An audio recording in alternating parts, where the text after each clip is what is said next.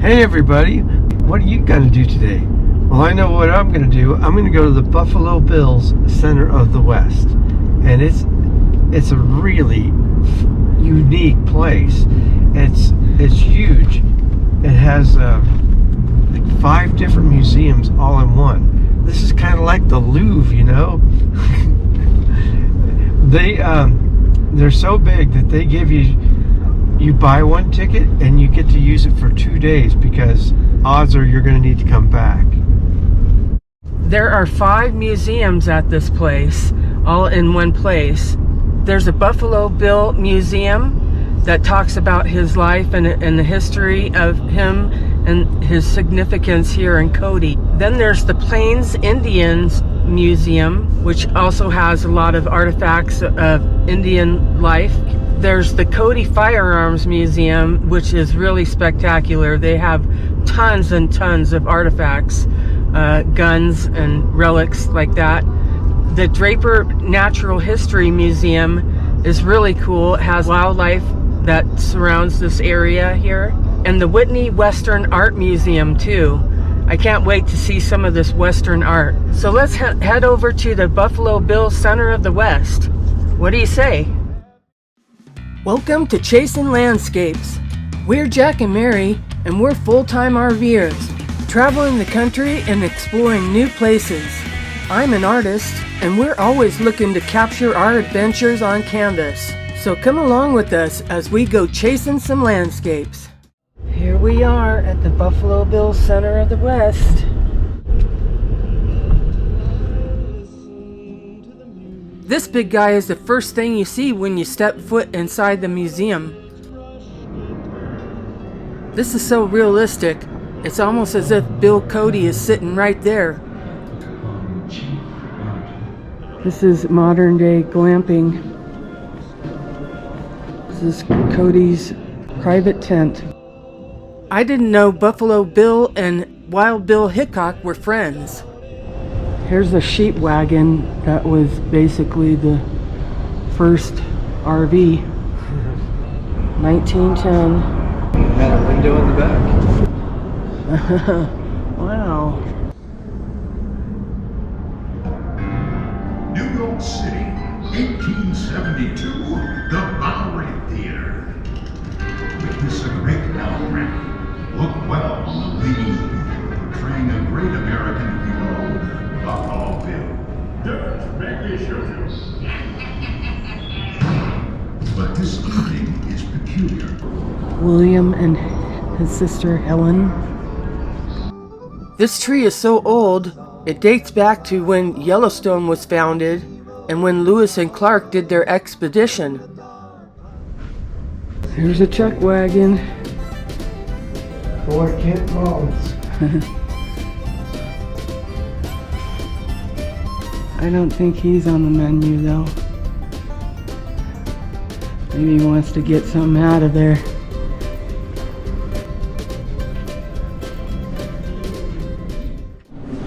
We're in the Draper Natural History Museum. Look at how big that wolf is. The gray wolf. Wow. This is really cool. I mean, that's just wood. Every bit of it is. Look at that. This is pretty good information about how to tell the difference between a grizzly and a black bear. Here's some visual differences for you.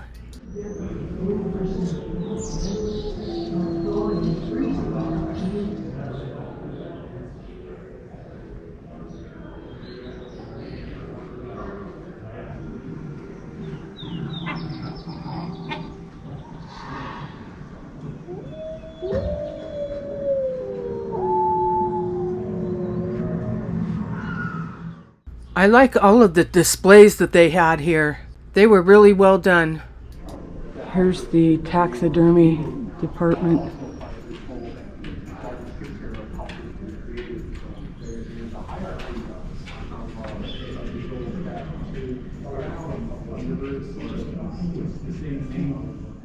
Look at this map on the floor, you guys.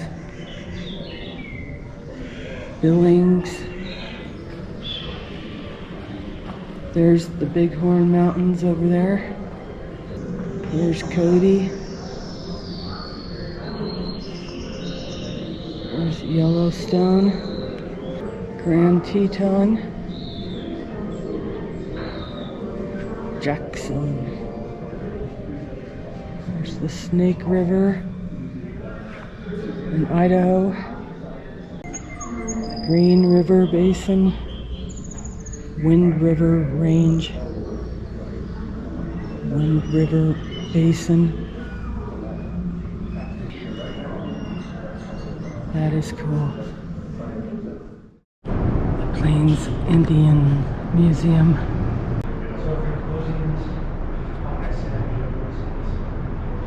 I think this was the land they started out with, and this is what they were left with.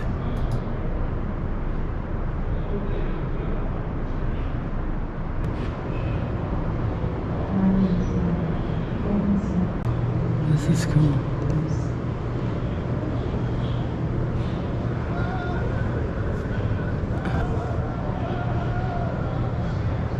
Different tools and utensils they'd use. Everything is just so well preserved. They have this one attached to the dog.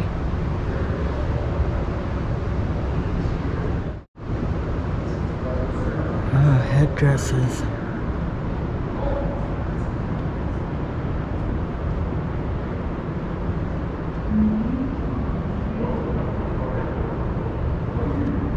Power of the bear.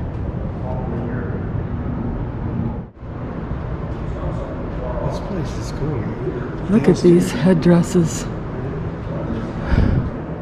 Buffalo horn bonnet.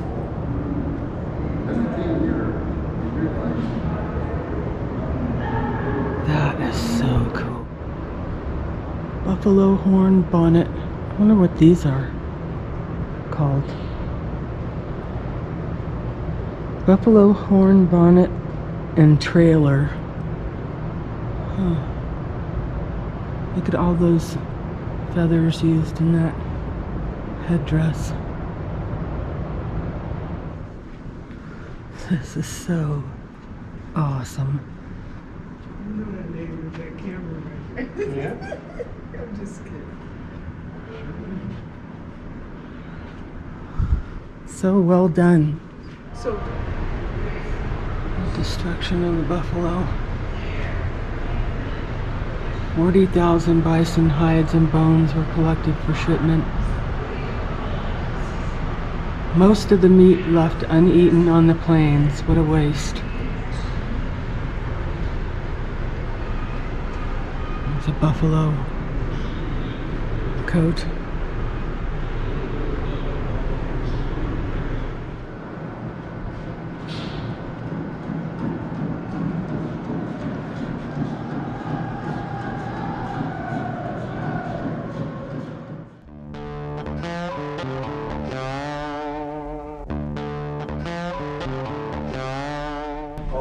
They have over 7,000 firearms in the collection, along with other artifacts.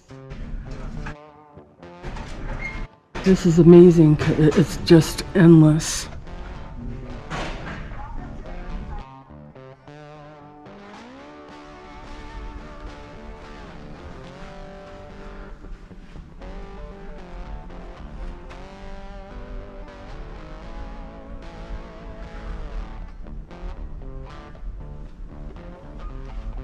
I think they're categorized by what type of guns they are.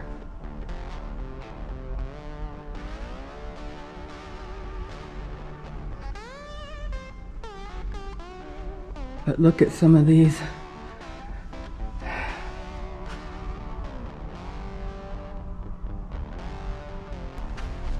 Snap Hants. Unsigned North African 59 caliber.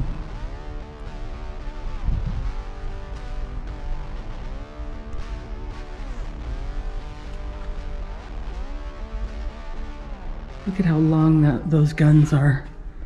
It's amazing. The detail.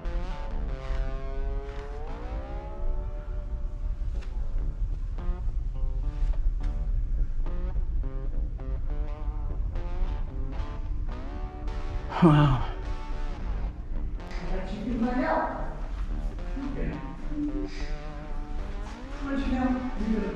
They're just dueling flintlock pistols.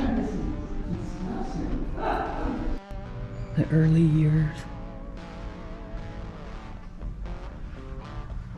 A crossbow.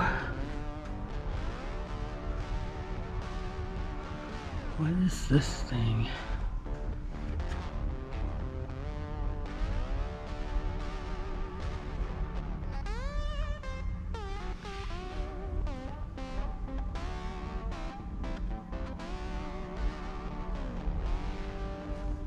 Look, that's a long gun too. They have cases upon cases.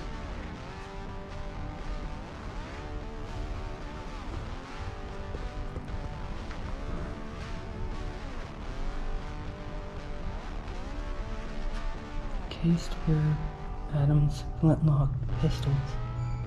I think my dad had something like that. Look at that.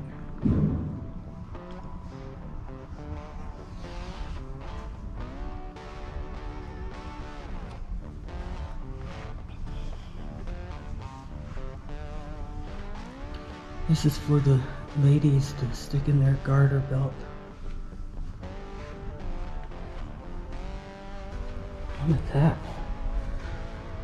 Cochrane radial cylinder percussion sporting rifle. It's almost like a machine gun. Revolving cylinder rifle.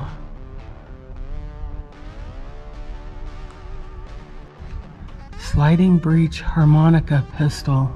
Interesting. What? Liberator shotgun. These are something I never want to see the other end of. A belt buckle revolver.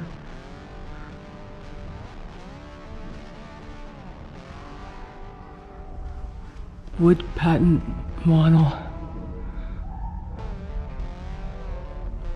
Buffalo Bill did some Wild West shows. Look at this. 300 to 6,000 rounds per minute. The Gatling gun. Colt model 1883 Gatling gun.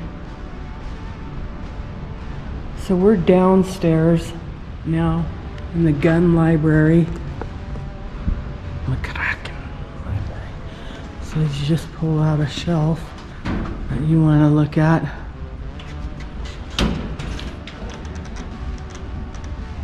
Powder flasks.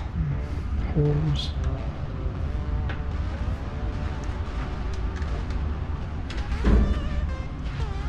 Look at this.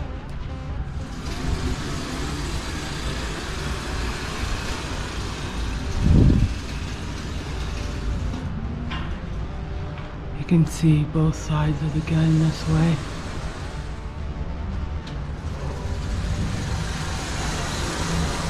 Amazing, huh?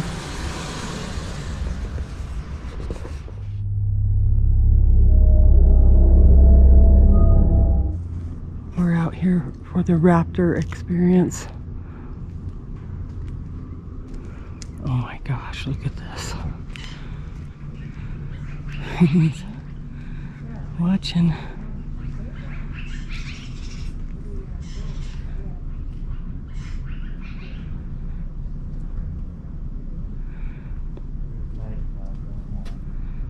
That's awesome.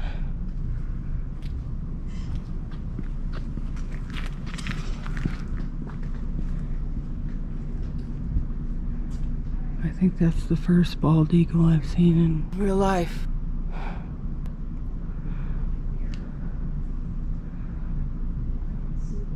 Cool. Well, welcome.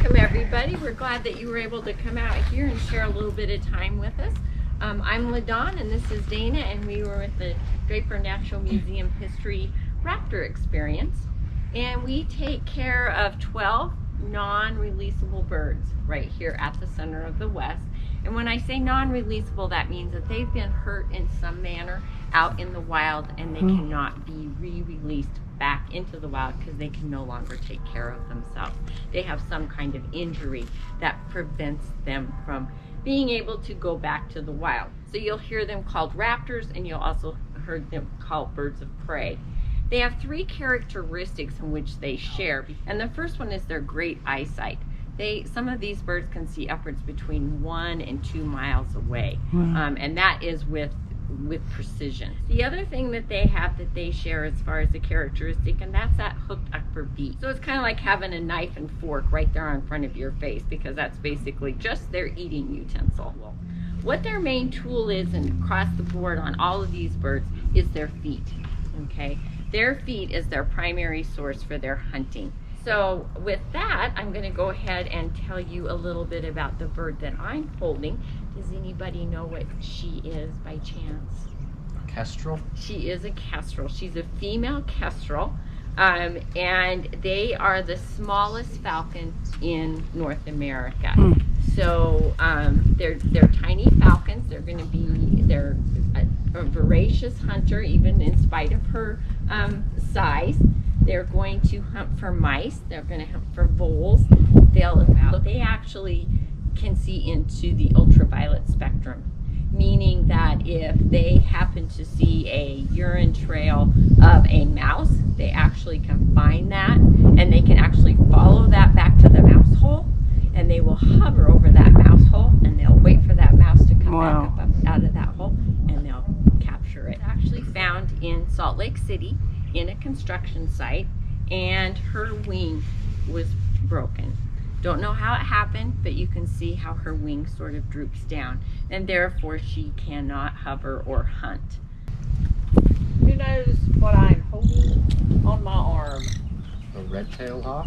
A red-tailed hawk. Very good. So,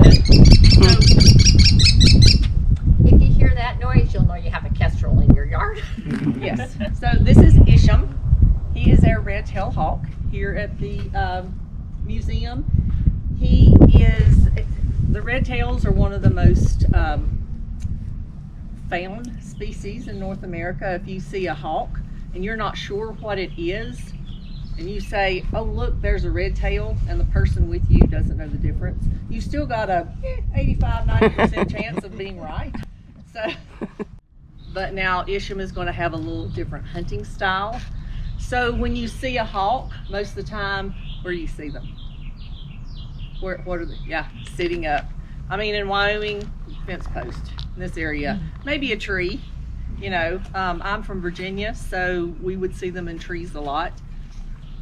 But they sit, and they will actually, if you've seen them catch the thermals, Isham, if he sees a rattlesnake, he would land on the ground. And what do they do when they're scared? What does a rattlesnake do in defense? They're going to curl up and start rattling. So he is going to come up to this rattlesnake, staying just far enough away, to be safe, with one wing out. So what he's doing is distracting that snake. What he's wanting that snake to do is strike this wing, because the wings are basically feathers. And as soon as that snake strikes for this moving piece, Isham's going to reach down, and he is going to grab that snake behind its head, make a good snip, and he has rattlesnake for dinner. So we go to head back inside after the show when we saw these strings of feathers attached to the window.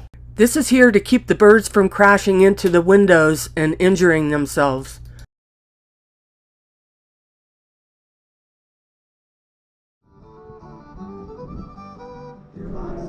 So this is Frederick Remington's studio. He's a painter, and he often was inspired by things in his studio. And he did some paintings where he used props like this. Props and models So somebody looking like they were riding a horse, and here's one of his props here.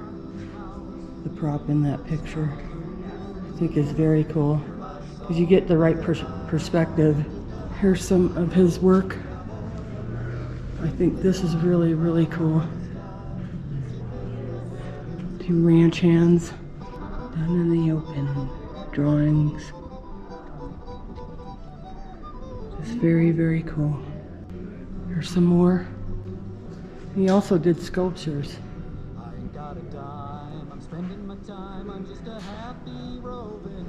So these are by somebody named James Everett Stewart. I think these are really, really nice paintings. So well done. So detailed. Look at this. Yellowstone Falls. Here are all of Yellowstone National Park. Here, let me stand back a little bit.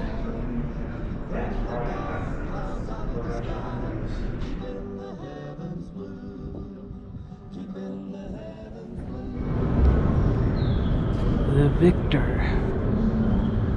It isn't the Indian.